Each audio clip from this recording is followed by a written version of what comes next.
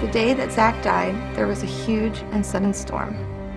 The kind that creeps in without warning, comes at you fast, and leaves in an instant. As I was saying goodbye to my love, the clouds came, the earth shook, and the thunder rumbled. 1 year and 8 days after being diagnosed with cancer, Zac stepped into eternity.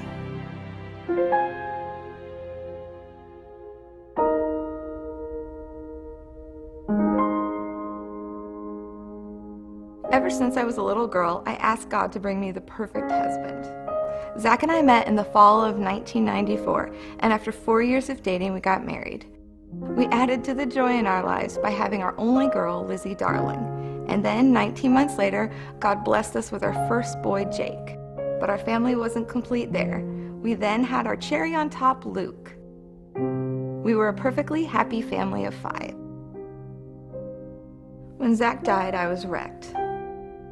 In an instant, I had lost my husband, my best friend, and an incredible father. My world had changed forever.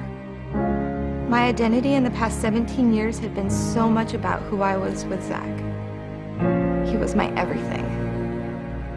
Even though he dealt with a year-long battle of cancer, it seemed all so sudden. And now the kids and I were left to learn how to grieve. We spent the next few months trying to figure out what this life without Zac was supposed to look like. His absence was overwhelming. I prepared way too much food at dinner, not remembering that he wasn't there to eat it with us. One side of the bed always stayed made. There was no one to sleep in it. His chair sat empty. And I no longer heard the sounds of him and the kids playing while watching TV. We were now a family of 4. Grief is so hard. No one can tell you how you are going to feel or when it will strike. But God is so good and so faithful. He has given hope to our family. Hope for today when we grieve and all of the tomorrows that are yet to come. God has shown hope to my family through circumstances, gifts of goodness, and through the promises in His Word. Zac and the boys were always such huge Broncos fans, and in October we had the opportunity to fly to Denver, Colorado, and get to meet 2 of the Broncos players, Tim Tebow and Britton Colquitt. This was such a dream come true for my boys. And then in November, Family First Organization flew us to Tampa Bay, Florida, to receive the All-Pro Dad Award from Tony Dungy. It was so awesome to see my kids receive a standing ovation in honor of their dad. It was such a blessing to see how Zac's story and suffering blessed others. But even after the incredible experiences God has brought to us, and through the love and support that we've received from family and friends, God ultimately shows His goodness to us through the promises in His Word.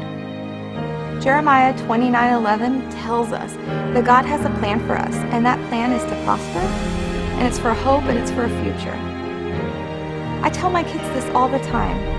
God is not a God of chaos. He doesn't just throw stuff to us in our lives and then walk away.